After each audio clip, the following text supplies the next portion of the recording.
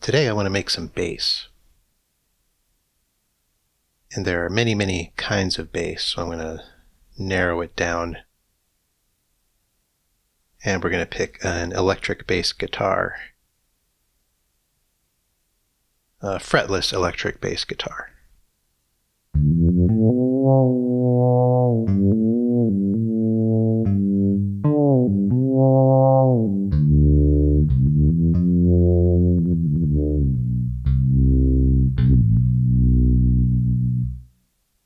I usually use just a synthesized bass, a sequenced synthesized bass. I like to get really precise and have a really strong foundation with the bass and the drums, and I'm happy for it to be kind of robotic while I do more human stuff on the higher end. But I'm getting ready to do a new project where I want to have a lot of the time a more human, expressive, looser kind of bass. And I did this on my album Study Guide. I think it worked pretty well, but it was difficult because I'm not the best bass player and I don't have the best bass.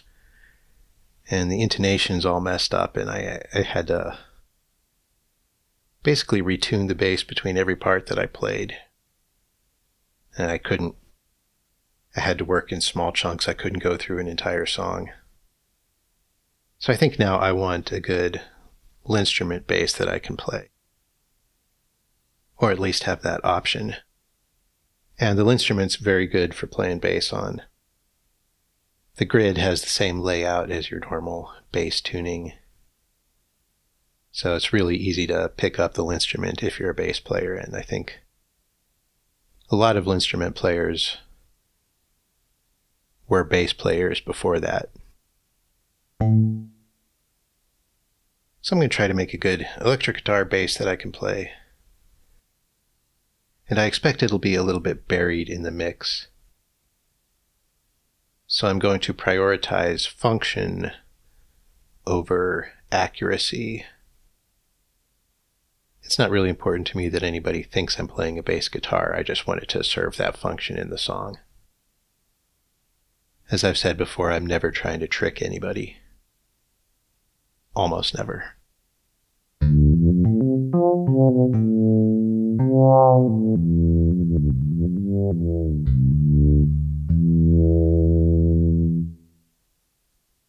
So there are two main pieces to this sound.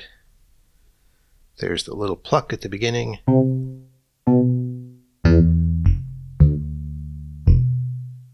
And then there's the sustained tone.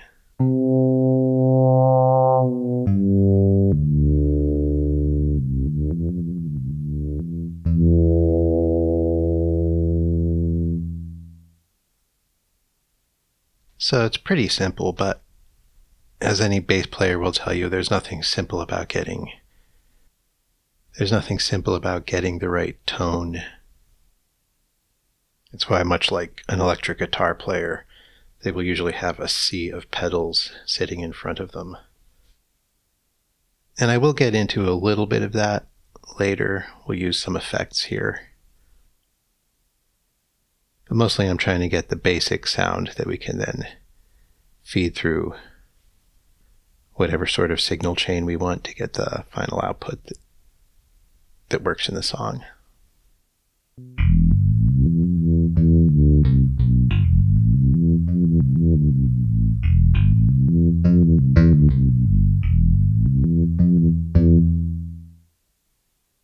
Okay, so let's get started.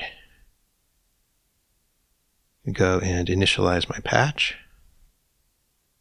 I'm going to set this to be mono single trigger.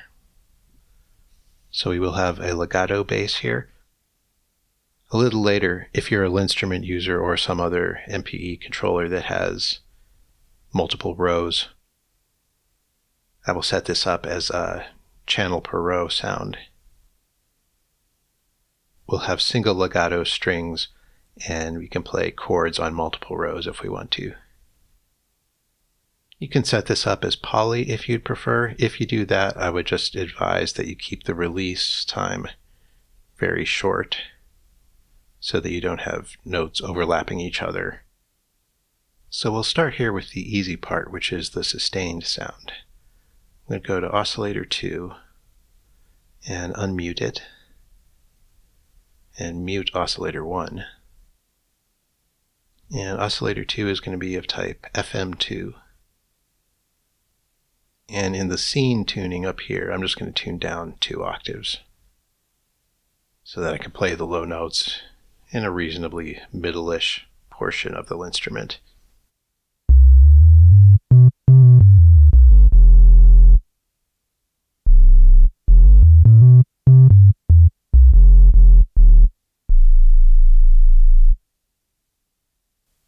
So we just have a sine wave right now, and that's really that's a helpful thing to have in a bass sound.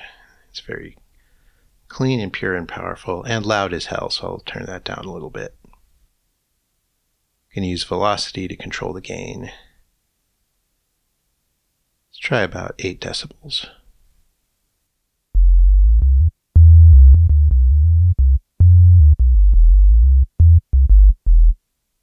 I don't want this sound to be super dynamic because it's easy for the bass to get lost behind the rest of the mix if the notes are too quiet. And we'll turn it down a little bit overall though.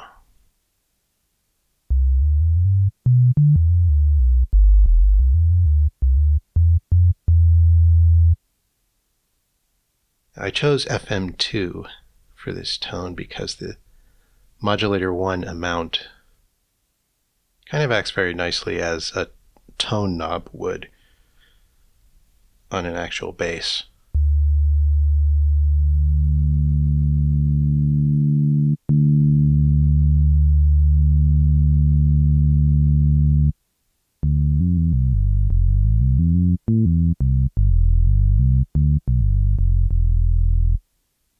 And what I actually like to do here is actually create a tone knob for myself. So I go to macro 1 and just rename it tone. And I will use that to modulate the M1 amount up about that far. And then I can just go here to set it where I want it. And what you're gaining by this is really just that if you forget how you set up your sound when you pick it up to use 5 years from now, you can look down here and see this thing labeled tone and not have to remember that you use the M1 amount to accomplish that.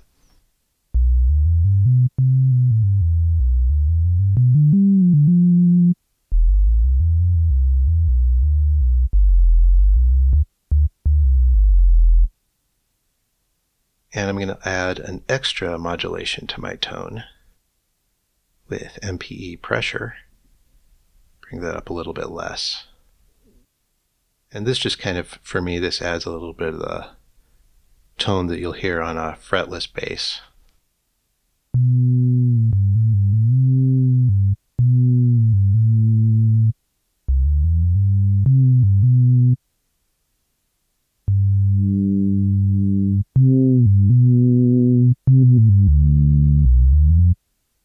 Be a little more.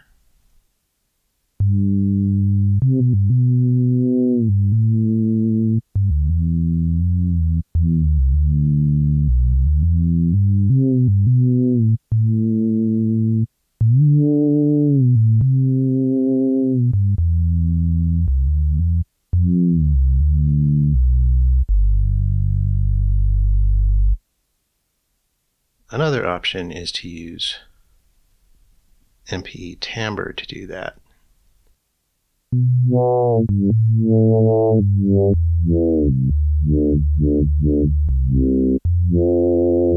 It gives it a more of a wah pedal kind of sound, which is not quite what I want, so that's why I'm using the pressure instead.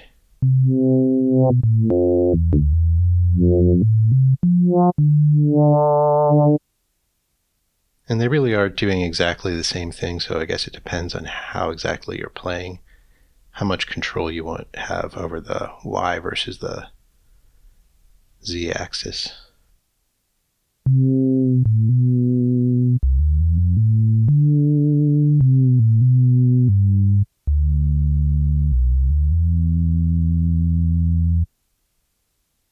Now while I'm here, I'm going to do a couple things to the amp envelope. I'm going to turn the sustain down all the way. That's optional, by the way. There may very well be mixes where you would like to have an infinite sustain here. But I'm going to go with just a really long decay time.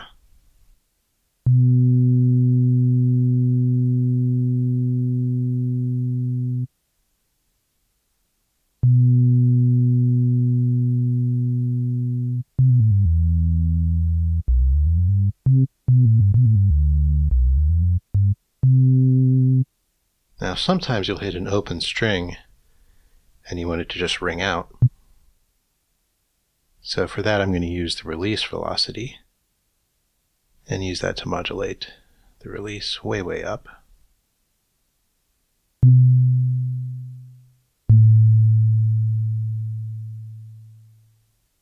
I love any chance to use the release velocity.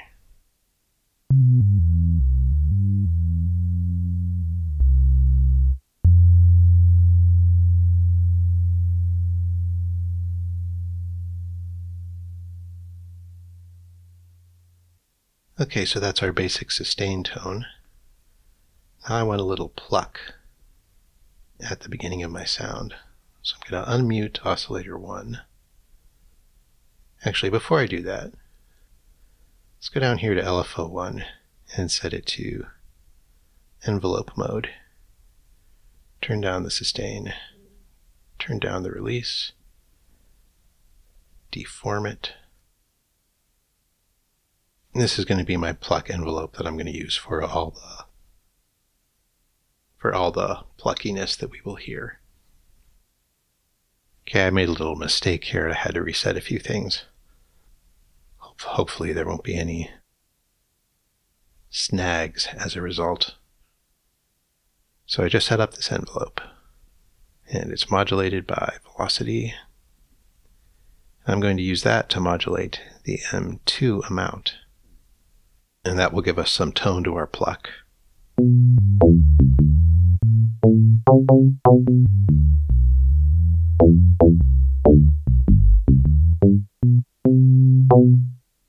And we can change the ratio to get different tones.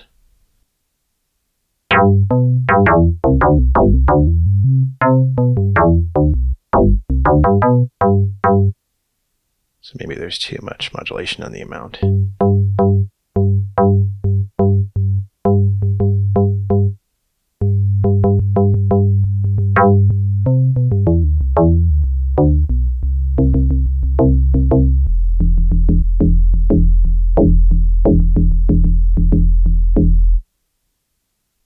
Let's try it at 5.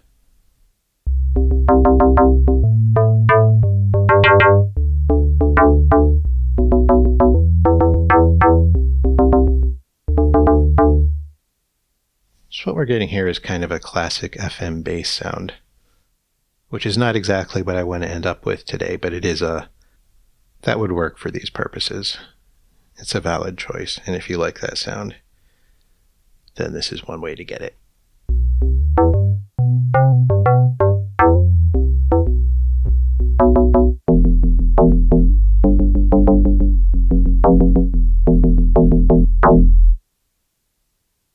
And these repeated notes, just strumming on one string, holding down one fret.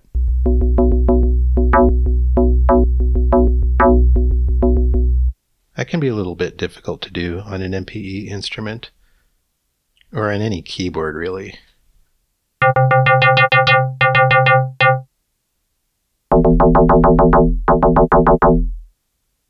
mean, I can do this, but I'm on the keyboard now. I can do this, but I'll get tired after a while.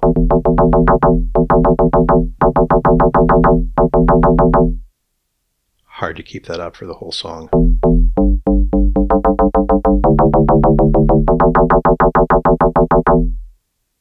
So the solution for this on the instrument, at least, is just to use the low row in restrike mode. So that's what I'm doing here.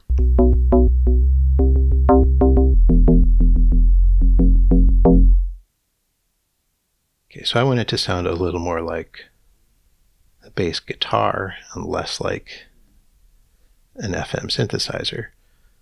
So I'm going to remove that modulation from the M2 amount, make sure M2 is set to 0, and I'll use oscillator 1 for my pluck. So unmute it, turn the volume down all the way, and use envelope 1 to bring the volume all the way back up. And so I'm going to use a wavetable for this, which is a little bit cheating, but no one's going to throw you in jail for it. The best results I get for this are with actual guitars. So if I go to the sampled section, all the ones labeled guitar are possibilities. And I think guitar high was giving me the best result.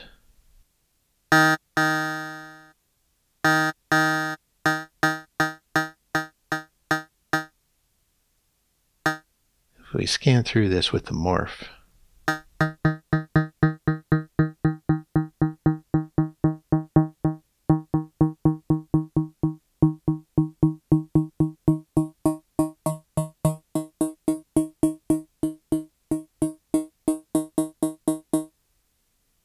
this area around here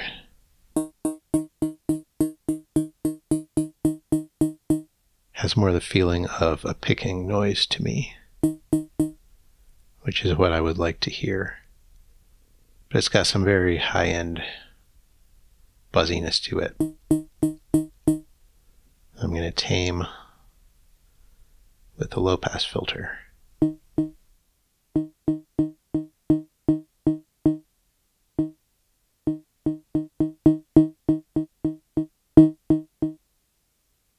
Make sure I'm controlling this with amplitude with the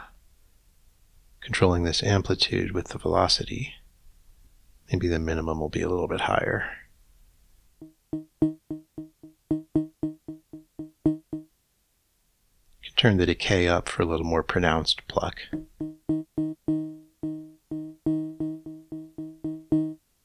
That's going to be a matter of taste and what you want in your particular song.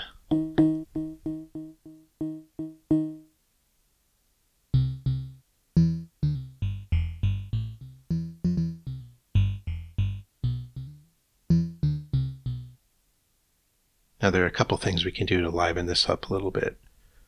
One is let's just take a random value and morph the wavetable position slightly.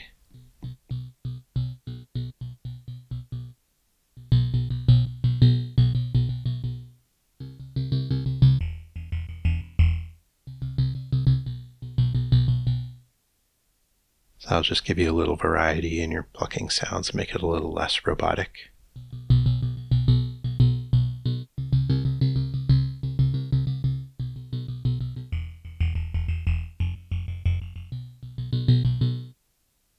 And another thing you can do on these higher notes, the pluck is lasting too long for me.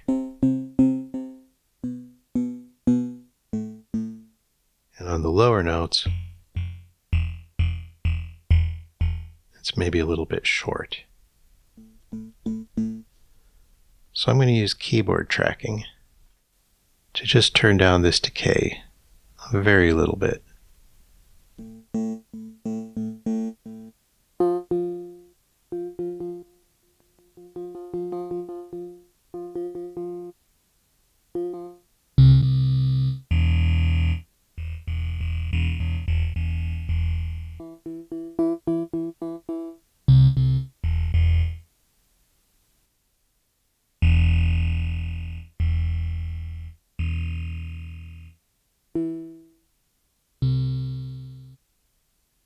and then turn it down a little more overall.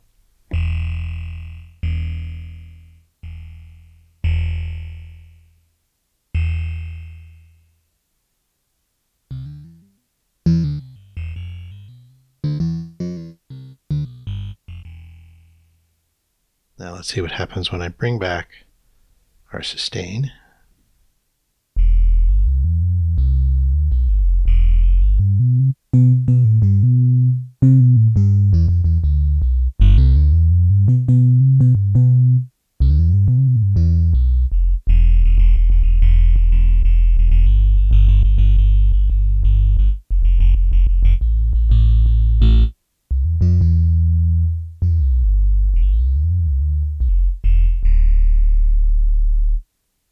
I think I want a little less decay still.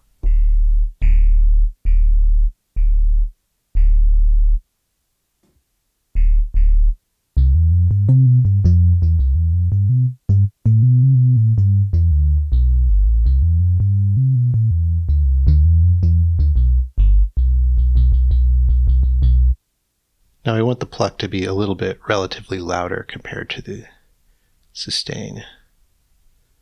So I'm going to bring the sustain down about 5 decibels and bring the overall gain up about 5 decibels.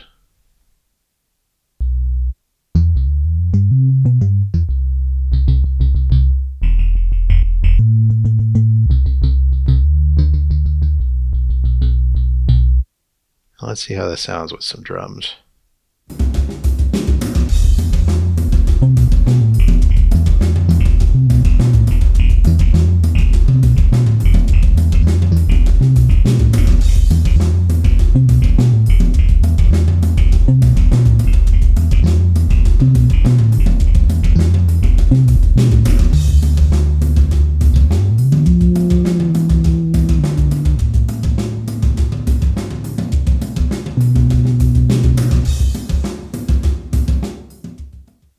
Maybe I want a little more tone to hear that a little better.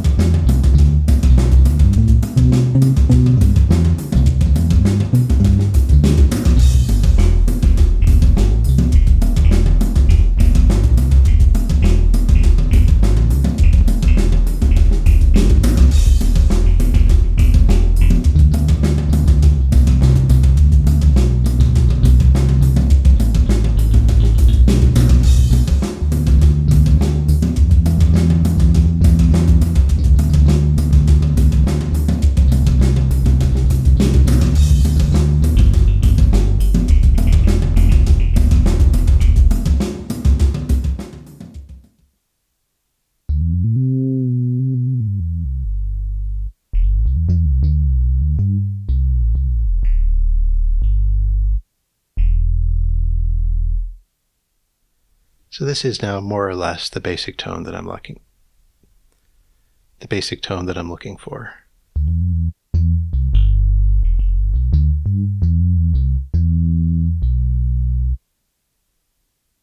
And I have my tone knob to vary it up.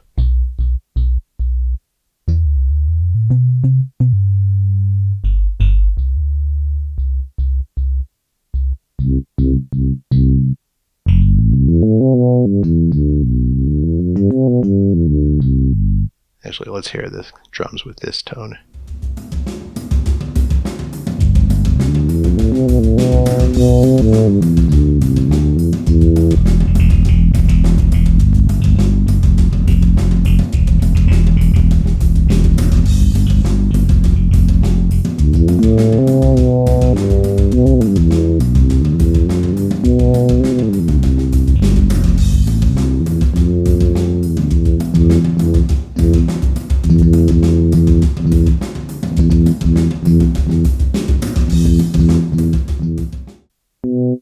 Now, if your high note plucks are being a little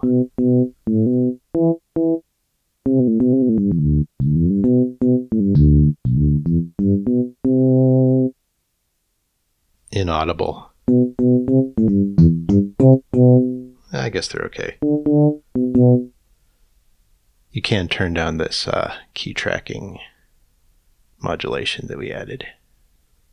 You got to be very delicate with the key tracking because it gets nuts pretty quick.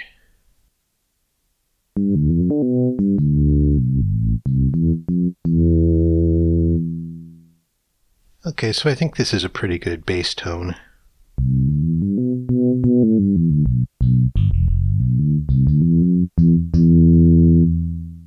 And now I'm going to move on to some enhancements using some effects. And like I said, we're not going to get too deep into it. It's a very delicate balance, particularly with things like equalization, to where you can get the bass to sit just how you like the sound and it fits right in the mix. And I'm not going to do the EQ now in particular because, for technical reasons, I'm recording this on headphones and I'm just not going to be able to judge how that's going to transfer to speakers. So just know, number one, you'll probably want an equalizer in your effects chain. Number two, Surge doesn't give you a way to do this, but if you have an amp simulation, a cabinet simulation, or something like that, a good convolution reverb of a actual bass amplifier will often help a lot in making it sound more like an electric bass guitar. So before I get to the effects, I want to show you one thing that's actually still synthesis but can help us out. I'm going to add us a notch filter here. I'm going to change my filter configuration to S2 so that it won't give us a stereo thing. And this is something you can do if there's a particular frequency that you want to, if there's a harmonic of the tone that you want to track with the pitch. So I'll turn up this filter to tracking. If there's an annoying harmonic that you don't like,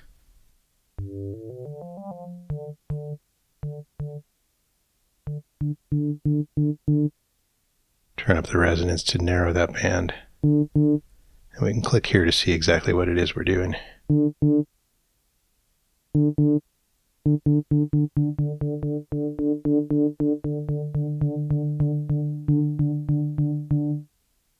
This is just a way we can kind of add an equalization that tracks with our pitch.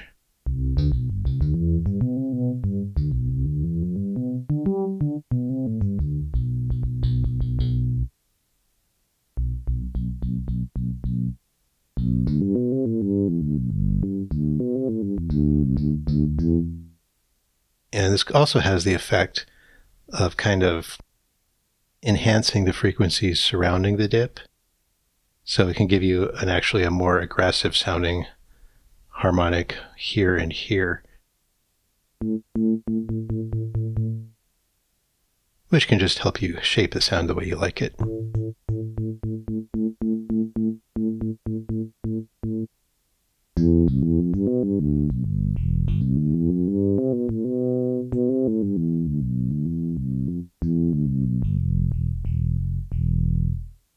And if there's too much of that, you can drag the filter balance over this way.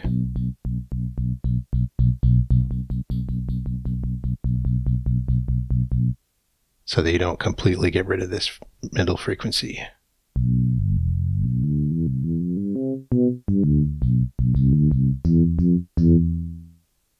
So we don't need to do that, but I wanted to show it to you. Disable that. So what are the necessary effects that we need? I'm going to want a little equalization, and I'm going to want something to smooth out the sound. And you can do that with compression or distortion. I'm going to use saturation, which is the gentleman's distortion, because I still want it to sound like a clean bass at this point. So the effect I'm going to use for this is down here in the multi-effects, we have our Airwindows folder, and where the hell is it? Down here under saturation and more, we have bass drive. And a quick plug for Airwindows. that's something that's worth looking up. There's a YouTube channel, and that's this guy who makes plugins. He makes a lot of plugins. And many of these plugins have been incorporated into Surge. Though if you go to his website, you can get all of his plugins in their most recent forms, some of which will be much newer than Surge. And he just gives them away for free. He's Patreon supported. They sound really good. They're fairly easy to use, not quite as easy to understand a lot of the time. And there's like 500 of them. And that's not a joke. There's literally 500 of them. And probably more by now. And a lot of them I have found really useful. So that's worth checking out. But this one is the bass drive. And it will give us some equalization, some saturation, and presence, which I do not understand. I've never understood presence. Let's see if we can hear what it does.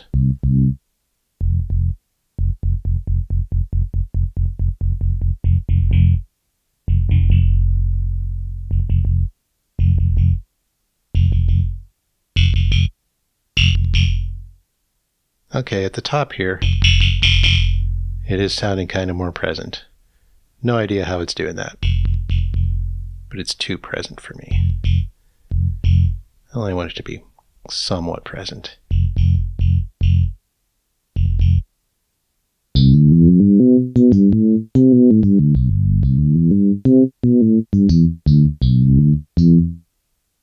I'll give us a little boost on the low. I don't think we really need a boost on the high. Let's hear what it sounds like, though. It's very much accentuating the end of the note. So if I were going to turn this up this high, I'd want to crank up my release a bit until that click at the end of the note goes away.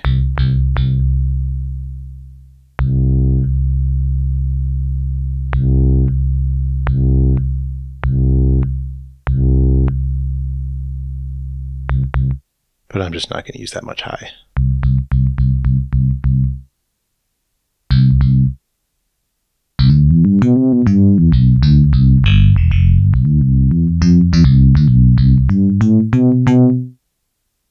I'll leave the middle alone. And the drive is going to be our saturation. And that's going to make us louder, so I'm going to turn down the global volume a little bit. And turn up the drive.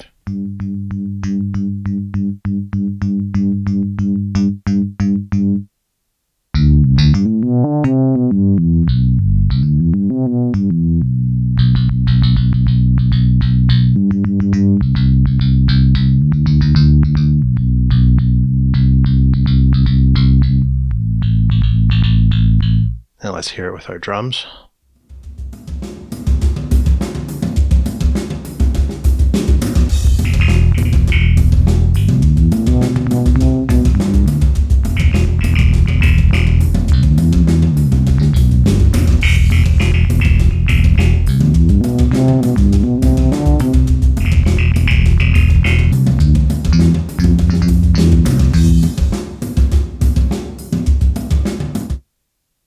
Global volume can come up a little more again.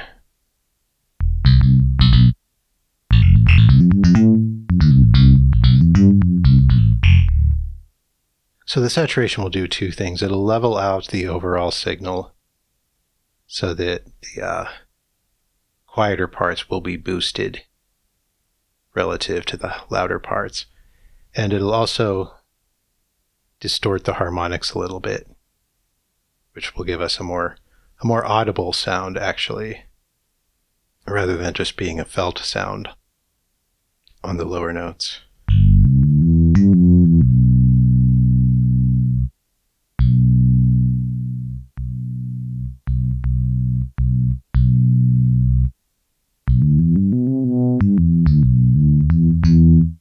But it won't get all the way into like a screaming guitar distortion.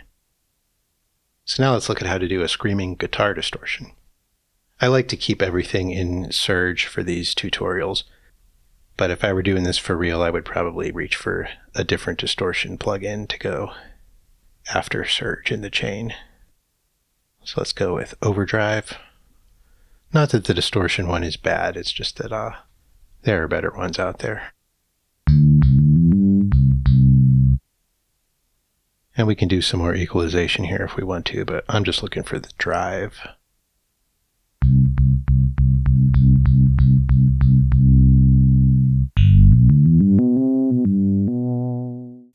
I keep making this mistake. It's not actually using this.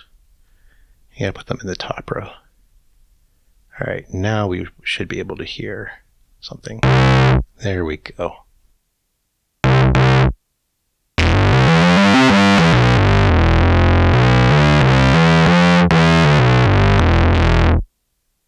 That is very aggressive, so let's turn the drive down some,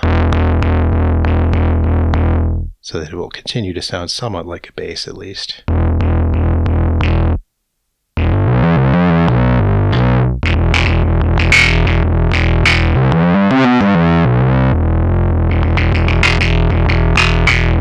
I'll have a little harshness on the high end there on the pluck. So I'm going to turn this frequency up. Actually, no, let's just do a high cut.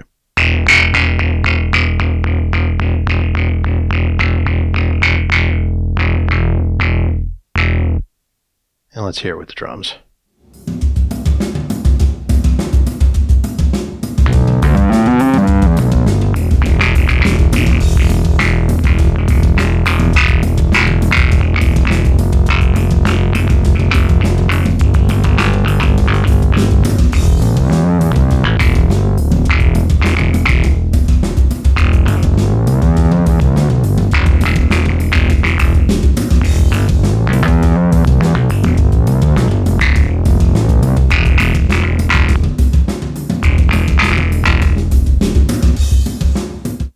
And if you're doing that and then that picking sound is still too harsh for you, you can always mess with cutoff back here.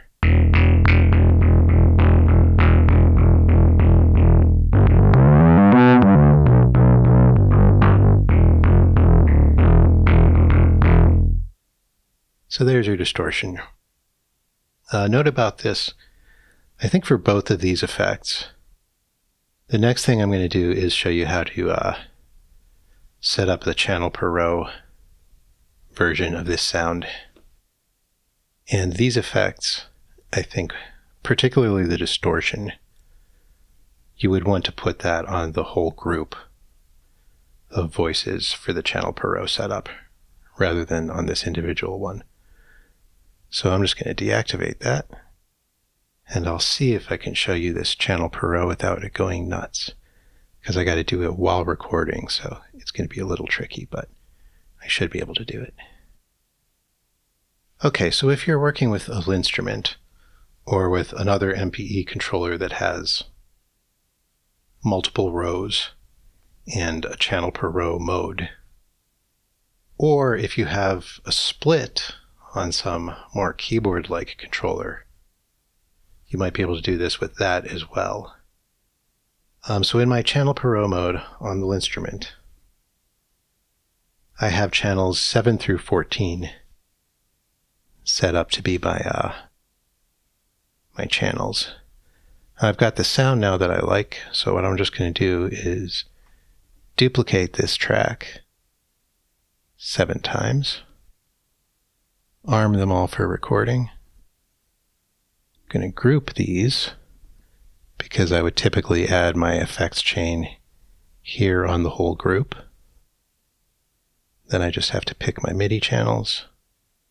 And yes, it is a total pain in the butt to do this, but I will usually do it with all of my guitar sounds, all of my solo string sounds, and lots of other just regular synthesizer sounds, because I really like the legato sound that you get on those real instruments.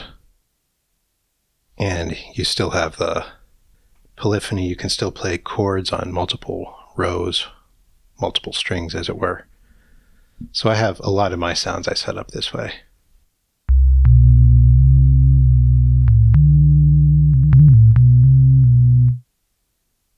can get some nice drony kind of sounds on here.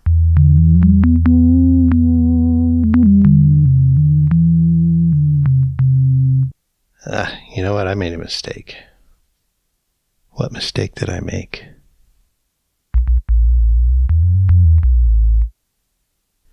So this is my misspelled tutorial bass. And I'm going to save that now. But I think because I hadn't saved it, when I duplicated the track, it comes up looking a little different and sounding a little different in the other tracks. It's lost the picking sound. See, that's muted now. Okay, so the lesson is save your patch before you duplicate. So I'm going to pause now while I go through all of these and load up the right patch. Now, just to demonstrate the concept of putting an effect on all of these, I'm going to give us a little bit of reverb. So Surge Synth Team, you can use the Surge effects, drop it on the group, and just do a little reverb. There we go. I won't use reverb or delay on a bass because it will it runs the risk of phase cancellations that will weaken the signal. But it is a doable thing. It'll make it sound a little neater here.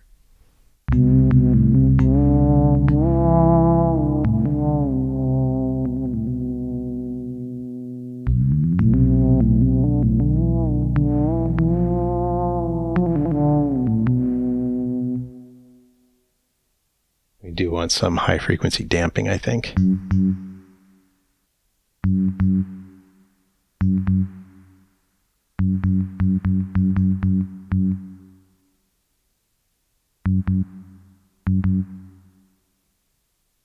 Maybe some more room size and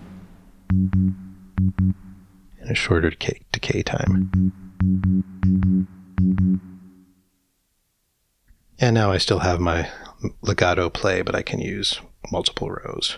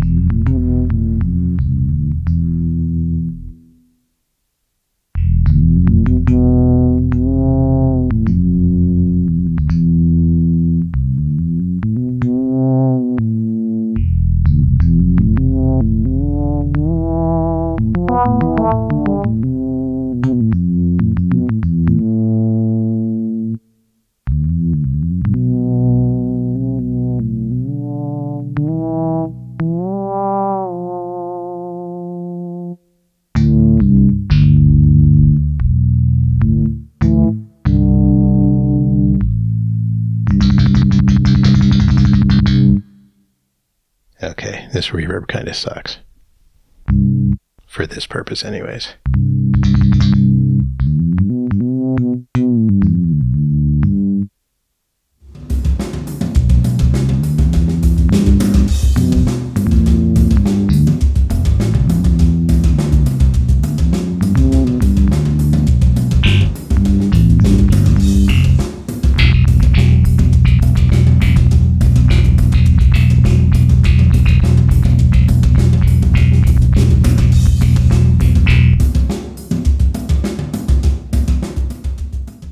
So there you go. If you are going to use the channel per row setup, it's important to finalize the sound as much as you can before you switch to that mode, because it is a pain in the butt to keep duplicating and keep all of these instances of surge in sync.